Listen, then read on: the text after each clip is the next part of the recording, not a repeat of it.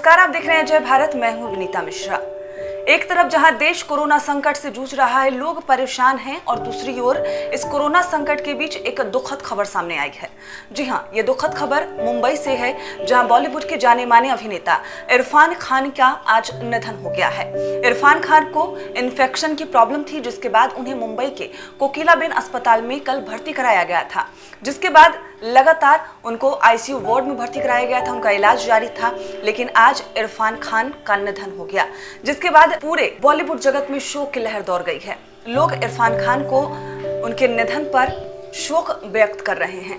आपको बता दें कि इससे पहले शनिवार को इरफान खान की मां का जयपुर में निधन हो गया था, जिसमें इरफान खान शामिल नहीं हो पाए थे। लॉकडाउन है, इस वजह से इरफान खान अपनी मां का अंतिम दर्शन नहीं कर पाए। वीडियो कॉन्फ्रेंसिंग के जरिए उन्होंने अपनी मां का अंतिम दर्शन किया, और आज इरफान खान का ही आज निधन हो गया है।